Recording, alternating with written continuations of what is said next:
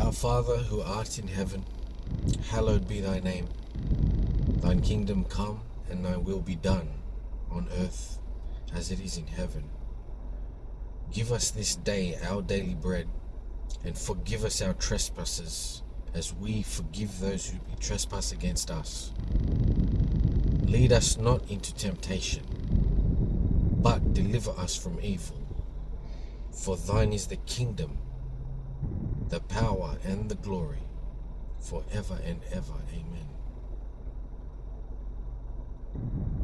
See, this is what, when the disciples asked Jesus, they asked him how to pray. That's what he gave them. So, we all should be modeling our prayer after this. And for me, I say this every single day now.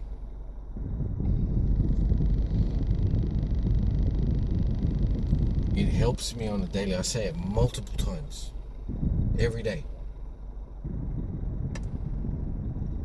Because it's got everything in there. Yeah? Everything you need is there. You model your prayer around that. Now, I was looking in the Bible. I'm in a book.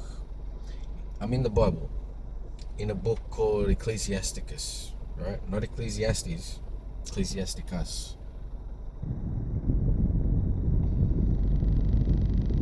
Alright, so I'm going to try and make a long story short. This book is in the Bible. It's part of the Bible, okay? A lot of people argue and say, no, there's only 66 books in the Bible. No. There's nowhere in the Bible that says there's only 66 books. It does not say that. You gotta have discernment. You gotta understand. Now, it is in a group of books that were written, I think, 300 or 400 years before the coming of Christ, before the book of Matthew, Mark, Luke, and John begun, right? So it was from the last book in the 66 book Bible, the Old Testament. Malachi was the last book.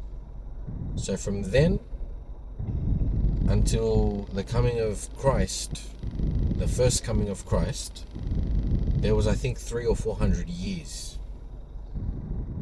And people have taken it upon themselves to remove these books out of the Bible for whatever reason. But they didn't remove them out of all Bibles, okay? The Catholics have this in their Bible, okay? I'm no Catholic. Catholics, it's a false religion. Catholic is a false religion, hands down. I guarantee you that. If you have logic, and you can see you have eyes to see, ears to hear, you know and you're searching for the truth, you know that it's false, okay? But they have it in their Bible. It doesn't mean because that's a false religion and it's in their Bible that this shouldn't be in the Bible. See, this is the work of the devil. It's manipulation. This is in the Bible. This is in many old Bibles, okay? The Catholics also labeled it the Apocrypha, right? Apocrypha meaning that which is hidden, right? And in the Bible it also says that God doesn't hide nothing, right? But who said that there's 66 books in the Bible, and where did you come up with that? That's not in the Bible, okay? You have to use discernment. Now, I've read these books, and they totally correlate with the other 66 books in the Bible. There's more as well in the Old Testament that they missed, okay? You must use discernment, okay? So I'm in this book. Anyway, that's as short as I can give it for now. I might make another video on it later to explain it properly. But I'm in Ecclesiasticus chapter 11, okay? And I'm reading two passages from this chapter. I'm reading from verse 14 to verse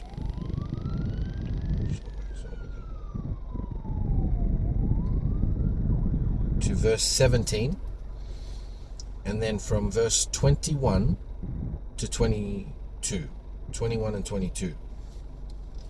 So 14 to 17. Prosperity and adversity, life and death, poverty and riches come from the Lord. Opposites. They all come from the Lord. Wisdom, knowledge, and understanding of the law are of the Lord. Love and the way of good works are from him. Verse 16. Error and darkness had their beginning together with sinners. Okay, that didn't begin with God. Error and darkness, that's sin, living in darkness, right? That did not begin. That begun together with the sinners, us.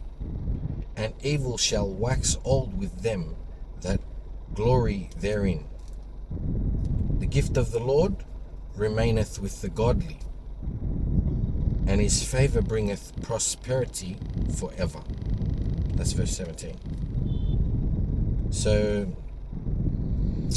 verse 16. Error and darkness had their beginning together with sinners, and evil shall wax old with them that glory therein. Right? So, sin, error, living in darkness had their beginning with us as sinners here. We started that. And evil shall wax old with them that glory therein. So the evil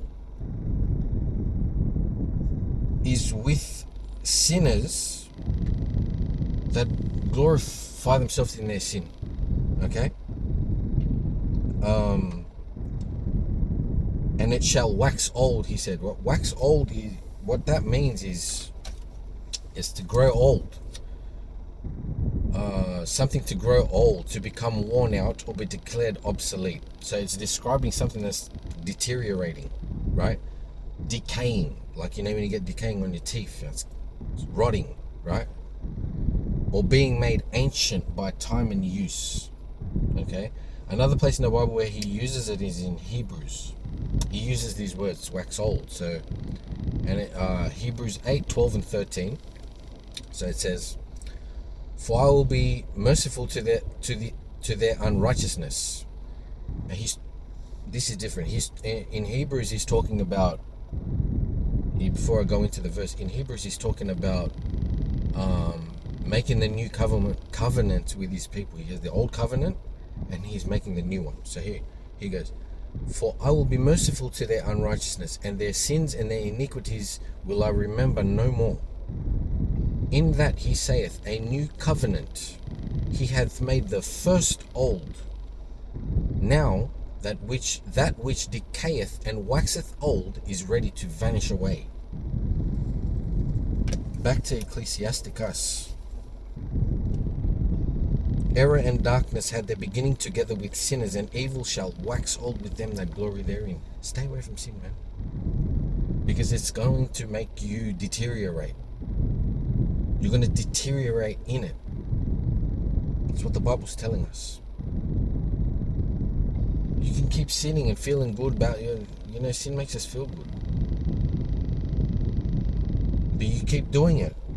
He's warned you here. He warns that the evil will stay with you. Your glory will be glorified within it. Within your own sin. It'll wax old. It's going to deteriorate, and you will too. Now, verse 21 to 22 says, marvel not at the work of sinners, but trust in the Lord and abide in thy labor. For it is an easy thing in the sight of the Lord on the sudden to make a poor man rich.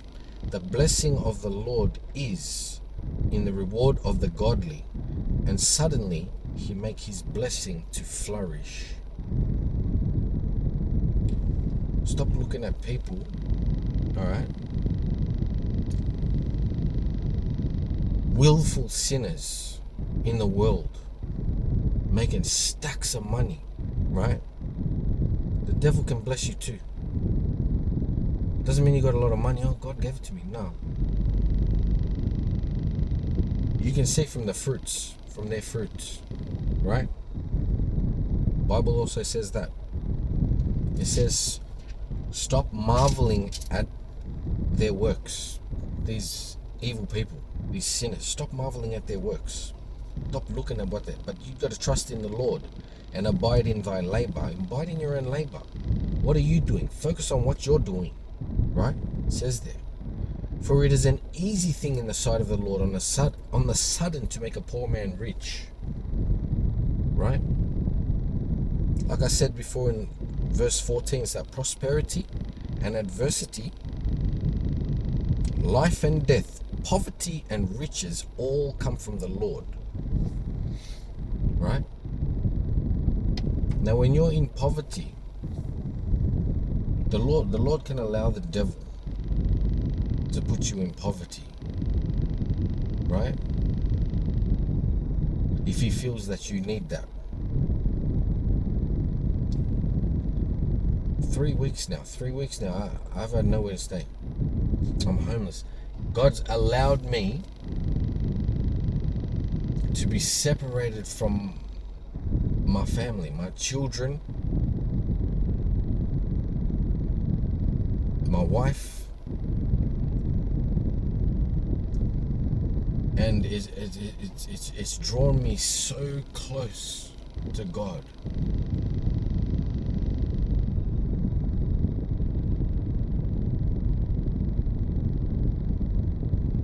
I've never had to rely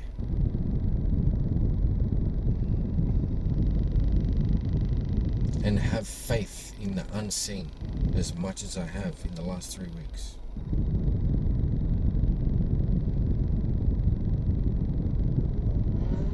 I'm lucky I have a car.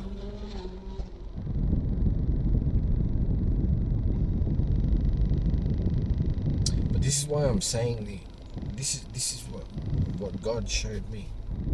Okay? Be obedient. Trust in the Lord.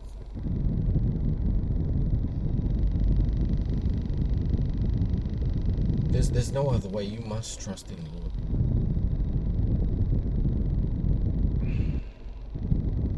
And I tell you, obedience is the key. Within these 3 weeks,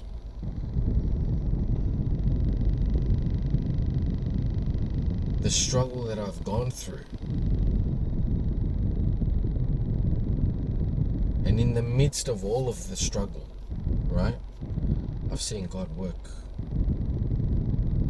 countless times, multiple times in this past 3 weeks. Yeah, I don't have a place to stay, but the protection, looking out for me,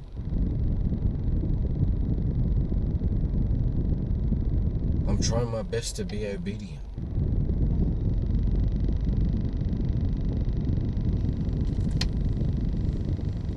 A lot of things that I was trying to work out months back, certain things I know that's coming up in the following year, God has, within these 3 weeks, now I work a lot, right? I have 5 children.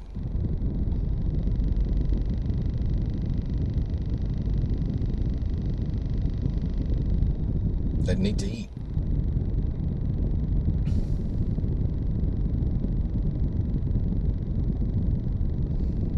I don't have the time.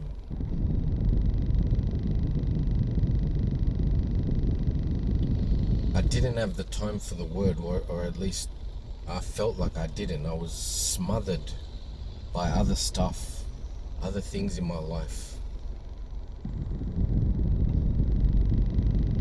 And this is why God has allowed me to be where I am right now.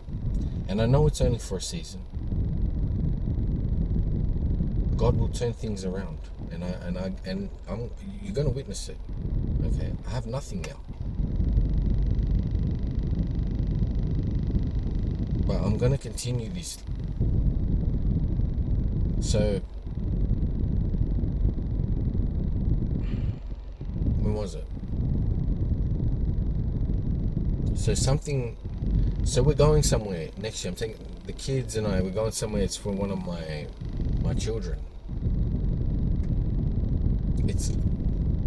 It's a bit of a travel. It's probably a 10-hour drive. It's 10 hours away, right? Now, the thing we're going to, it's a big event. So we're still, this is the end of December now, 2025. Now, this thing is not until almost March next year, right? But 2 months ago, if you had gone and looked for accommodation over there was nothing already. People had already booked their accommodation. They're up there. They're ready to go. People have been booking months back. Now I'm late. The only way for me to get a proper accommodation over there was to stay like an hour away from the venue, and it's like 3-4 days. So it's about 3 days. So, traveling to and forth from the venue, 1 hour to the venue, 1 hour back. It's not so convenient. And I already knew months ago that the accommodation was gone. I had faith though that God was going to do something, right? And amongst other things that in these past few weeks that He's answered my prayer, right?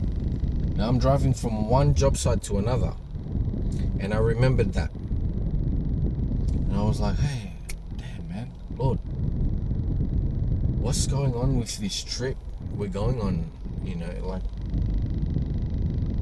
I really don't want to stay that far away from the thing. And then another thing is the accommodation. It costs a lot of money. Like, how am I going to do this?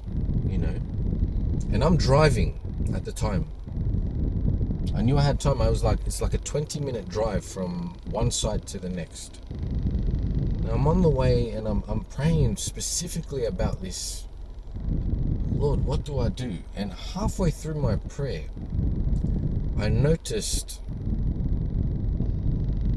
the vehicle in front of me, right? God literally put the answer there at the back of that vehicle for me while I was praying, right?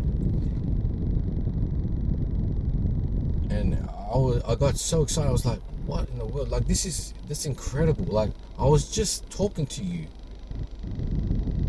I have faith, but I'm still worried, And boom, right there in the back of that vehicle.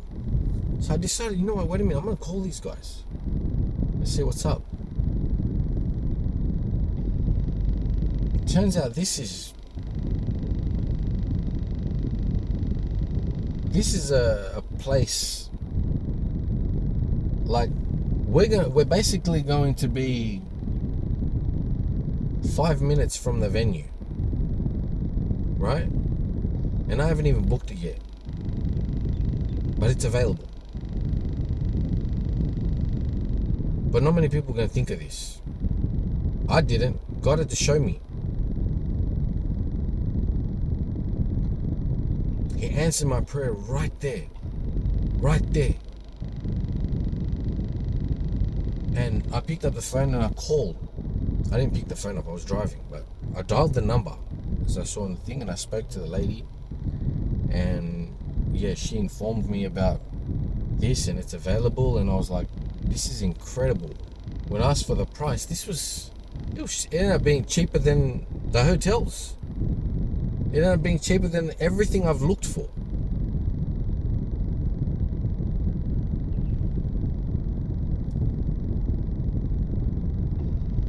He answers your prayers, right? He answers your prayers. He answers our prayers.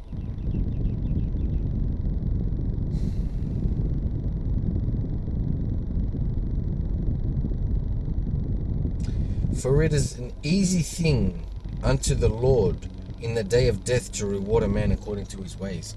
Everything's easy for God, man. We doubt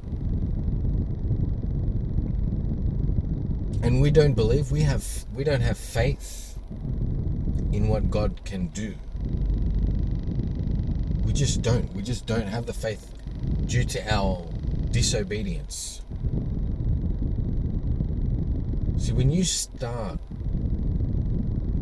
to hearken to the word of the Lord, to start to just start to give up some things that God's been telling you to give up, and you jump in the word, put your head in the book, man. Force it in there, because the devil's going to try. While he's got you, he's going to try and hold you where you are, right? You have to fight that first. That's the first battle you got to fight. Because when God, God allows the devil to do things, right? Because he believes in you, right? So he'll allow the devil to attack you, right? Why? He believes in you. If you're his child, right? And he will allow the devil to attack you if you're his child. Because he knows that you're capable of coming out on the other side and looking back up to God through, in the midst of your drama, in the midst of the trouble that the devil's been giving you, right? The things that have happened to me in the past 3 weeks, nothing's impossible. Nothing. A small thing happened yesterday, right? So this is how big it was. Like, God does big things for us, right? And we marvel at that. It's amazing. I marveled at it when he did that for me. He showed me right in front of my face. And this thing was, it was like, why didn't I think of this? But he does small things as well, right? And I can't make this up. Listen to this. So I also do like food deliveries, right? Like Uber Eats and stuff, right? So I'm out there doing Uber Eats, delivering food and whatnot. So my youngest daughter, she's 11 years old now, she wanted to come with me, so I brought her with me. So we're doing Uber, and from the beginning of the first delivery, now it was public holiday yesterday. From the beginning of the first delivery, she's asking me, Dad, I want to eat sushi. I was like, all right, chill. We're going all to these restaurants. We're going to come across a sushi place that's open, and I'll get you a sushi, all right? She's like, all right. So we go 1 delivery, 2 deliveries. Now we go past 6 or 7 sushi shops, right, where they sell sushi. All of them are closed. Every single one of them was closed. She's starving, right? She's that type of girl, she makes it known. Oh, Dad, I'm starving. I can't handle it. That's the type of girl my daughter, my young one is, right? I'm trying to calm her down. Look, just chill, darling. Have some water, have a drink. I got you to do this drink then. No, but I need the food. Okay, well, what about Hungry Jack's? You want to get Hungry Jack's? Macca's is open. Hungry Jack's? No, I don't want that. I want sushi. I was like, okay, then wait. We'll find it. We'll either find it, we'll either find it, or we're going to see something that she'll accept eventually. So we're going, we're delivering 6 or 7 sushi shops we passed while I was working. Everything was shut. Now, one of these deliveries, right? We get a delivery. It's my final one. It's my final delivery. I'm like, okay, this is the last one and we're going. So we pull up at the place. I go, you want to jump out? She goes, yeah, all right, jump out. We both get out. We're walking to go get the food. So we're walking past a bunch of shops. There's a liquor store on my right-hand side. As we just passed the liquor store, I look down and there's a phone on the ground. a mobile phone. I go to my daughter, right, go get the phone. So she goes, picks it up. Checks it, oh, it's locked, Dad. I was like, yeah, hold it there. Like, when the person calls, you answer it and we'll go give the phone back to them. Because they're going to be looking for that phone. Someone's going to call. And we were there, I was waiting for an order for about 10-15 minutes there. Nobody called the phone yet. So the phone's still in, my door's still holding on. Anyone called yet? No. Waiting for the order, look across, sushi shop, open. So I was like, yeah, blessing, right there. That's what you were asking for, was it? Yeah, right at the end of my deliveries, right? So we go and get the sushi, right? She picks her sushi and stuff. Still nobody's called yet. Like, okay. So that was the first blessing, right? So what she was asking for, I was like getting, like, okay, I don't think she's going to be able to, I'm not going to be able to get a sushi. I was starting to think that everything's closed. We saw one as, I was going to get my last order and it was open. So she went and got her sushi. I paid for it. We go back to the car with this phone that she found, right? Now, my eldest daughter was at the gym, right? She's a sports girl. She plays sport. So she's at the gym working out. And she calls me, Dad, can I come to Uber with you? I said, I'm on my last delivery. He said, I wanted to come to deliveries. My young one says to me, Dad, I want to go home. Right?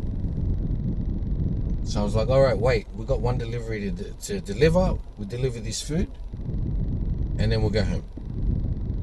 Now, my eldest is on the phone with me. She's like, Dad, I want to come to Uber. I was like, all right, you know what? It just happened to be the place I was delivering this food. We had to go past the gym that my daughter was training at. And in order to go past there, we also go past, where our residence, where we live, where my kids are at. So I was like, this is perfect. All right, Va, you go home, and I'll go pick up Millen. And I was like, what do you want to do? Why do you want to come with me, Mel? She's like, Dad, I feel like chocolate. This is my eldest. I'm like, oh my God. All right, look, we'll go do the delivery first. Like, we'll drop it off and then we'll see. We'll go past it. This is another thing I got to do. The first one wants sushi. Next one wants chocolate. So we go drop off my youngest, home. She takes her sushi in. She's happy. She's done. On the way to delivery, come past, pick my daughter up, my eldest, right? Now remember, she wants chocolate. Nobody's called this phone yet. Oh, mind you, wait. Backpedal about 10 minutes. Just before we picked her up, somebody called the phone. So we answered it. It's a little girl. Hello? I was like, hi, we found a phone. She didn't know what to say. Anyways, long story short, her mum takes the phone. Hi, I'm an adult. I explained to her, yeah, we found it. We're waiting for someone to call. Nobody came.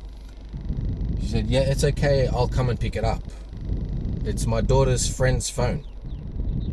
She's lost it. They never said nothing to me about it. They've come back to our place and then realized the phone was missing. That's why nobody called until now. I was like, well, we're on the way to such and such. I told her the suburb that we're going to and the street. She goes, what number? I said, I told her the number. So she goes, okay, look, I'm in such and such and we're coming now. I'm leaving now to come pick up that phone. I was like, okay, we'll meet you there. Now I'm with my eldest daughter, right? So we're going to drop off this phone and I got to get her chocolate and we're going to go do some Uber Eats. So we're driving.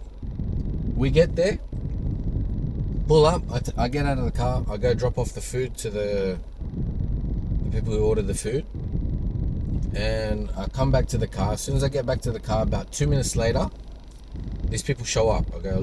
I look like this, I knew it was them. I was like, okay, that's them. All right, let me get out. I took out the thing. She calls the phone. I was like, yeah, here. I was waving the phone, to show her. And she's in there with her two daughters, daughter's friend. I get there, she goes, oh, thank you so much for doing that. You're a good man. Thank you very much for the phone. I was like, that's fine. Don't worry. Merry Christmas and whatnot. Now her daughter gets out of the car and she hands me She goes, oh, this is a gift for being honest and giving back our thing, right? And I'm like, oh, thank you, you know, I appreciate it. And she goes, no, we appreciate it as well. Thank you for bringing the phone back to us. I was like, that's fine. My daughter's waiting in the car, right?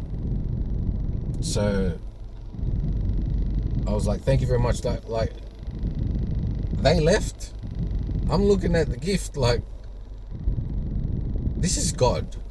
Of course they gave me chocolate. Of course they gave me a big box of Ferrero Rochers. If I went to buy it for my daughter, there's no way I'm buying her a box of Ferrero Rochers, which is $20-something, you know? I want to get her a little chocolate by Little Bueno, Kinder Bueno or something like that, you know, because that's what she likes. Not a damn luxury chocolate, right? So I get back to the car, I give it to my daughter, I go, look what they gave. And, you know, like, she's been my witness, my eldest. I've been telling her how God's been working in my life, and I've been wanting to prove it to her. As my eldest, you know, I want to show her the right way. She's got to go the right way, right? As we are as parents, right? As a father, my daughter's got to go the right way, which is God's way, you know? Yahweh, right? And she was astounded. She was like, what the heck? I was like, yeah, God ain't mucking around. Even something like this, I didn't pray for him to get this for us, but he's watching. He's sitting there, he's sitting up there, he's just watching us. He knows you wanted chocolate. So where we went and found my youngest daughter's, what she wanted sushi, where we went and found her sushi was supposed to be my last Uber delivery before I went home, right? Sushi place was right next to it, open. First one after 7 of them we went past. They were all closed. Found a phone, all right? Just for the people to call it when we were on the way to drop off the delivery, for them to come and pick it up and give me a gift of chocolate that my eldest daughter was asking for. Don't tell me that wasn't God. You can't tell me that wasn't God. There's some things like, yeah, it's bigger than that. These past 3 weeks was amazing. It was amazing. But anyway, I think I'm gonna cut the video there, you know? Like, if this becomes a YouTube channel or what, like, just subscribe, man. Like, you know, if it does, you know, like, I don't know what I'm gonna do with this video, but God was telling me to talk, you know. I had the Bible here. I had a bit of affliction happen this morning, and I'm left on my own again out here. Just me and my Bible and God. And